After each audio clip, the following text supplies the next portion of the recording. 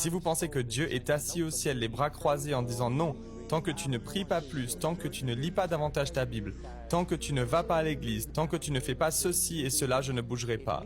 Il faut d'abord que tu fasses ta part. Si vous pensez que Dieu répond à vos actions, rappelez-vous que vous êtes le maillon faible de la chaîne. Et si vous subissez ce genre de pression, ce genre de poids, je peux vous garantir que vous n'allez pas y arriver. Votre propre conscience va vous condamner et vous ne recevrez rien de Dieu, non parce que vous ne croyez pas que Dieu puisse agir, mais vous ne croyez tout simplement pas qu'il le fera pour vous, parce que vous pensez que tout dépend de vos performances. Mais ce n'est pas le cas. Ce n'est pas ce que vous faites pour Dieu qui compte, c'est ce que Dieu a fait pour vous. Et tout ce que vous avez à faire, c'est de croire et de recevoir. C'est vraiment aussi simple que cela. Et je sais que beaucoup de gens pensent, eh bien non, ça ne peut pas être aussi facile, il me faut aussi faire quelque chose. Je dois étudier la parole, je dois prier. Si vous étudiez la parole, priez, allez à l'église en pensant qu'après avoir fait ces choses, Dieu doit répondre en conséquence. Eh bien, sachez que c'est le contraire de la foi. Il s'agit des œuvres. C'est essayer de mériter la faveur de Dieu.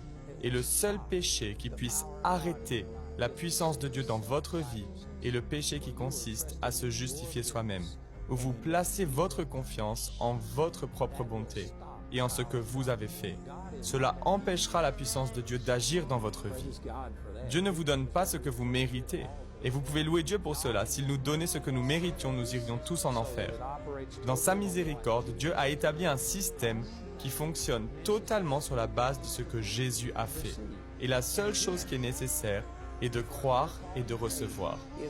Et à nouveau, si ce que vous appelez la foi, c'est faire telle et telle chose afin d'obliger Dieu à vous répondre et à agir en retour parce que vous l'avez mérité, eh bien sachez que ce n'est pas la foi. La vraie foi biblique consiste simplement à se reposer dans ce que Jésus a fait.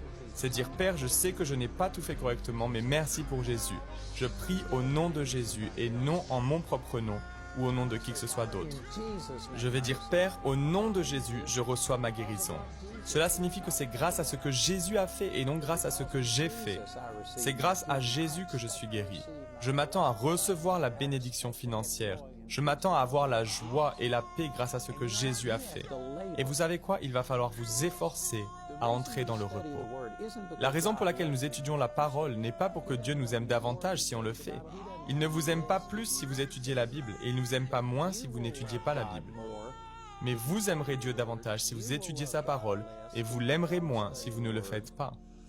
Car il vous faut renouveler vos pensées. La parole de Dieu est ce qui vous permet de recevoir des révélations. Des choses que je partage avec vous, je les ai apprises en étudiant la Bible. Vous voyez, étudier la parole ne fait pas bouger Dieu, mais ça change votre cœur et vous aide à entrer dans le repos. Et cela demande des efforts. Il faut se forcer à éteindre la télévision, à couper Internet, ou tout ce qui occupe votre temps pour donner la priorité à la parole, en demandant à Dieu de vous donner des révélations et de vous montrer des choses. Cela demande des efforts, il faut s'efforcer à entrer dans ce genre de repos, et c'est ce dont je parle dans cet enseignement. J'ai cité le chapitre 4 du livre aux Hébreux, où il est question d'entrer dans le repos de Dieu et de s'efforcer à entrer dans ce repos. Il ne s'agit pas de s'allonger et de ne rien faire, mais de cesser de croire qu'il faut motiver Dieu, qu'il faut tout faire pour mettre Dieu dans sa poche, qu'il faut faire quelque chose pour que Dieu vous réponde. Cela revient à placer sa confiance dans ses propres œuvres. Mais au lieu de cela, ce que nous devrions dire, c'est « Père, merci car notre relation n'est pas basée sur ce que je fais. Elle est basée sur ce que Jésus a fait et je me repose sur cette vérité. Je me repose en sachant que tu as déjà pourvu à tous mes besoins. Et maintenant, je tends la main et je reçois. » La foi ne fait que s'approprier ce que Dieu a déjà donné. Vraiment, ce sont des vérités radicales et libératrices. Mais la plupart des chrétiens ne les comprennent pas. On pourrait presque dire qu'ils n'y croient pas, mais la raison pour laquelle ils n'y croient pas, c'est parce qu'ils n'en ont jamais entendu parler. Ils n'ont pas saisi ces vérités, car la foi vient de ce qu'on entend, et ce qu'on entend vient de la parole de Dieu.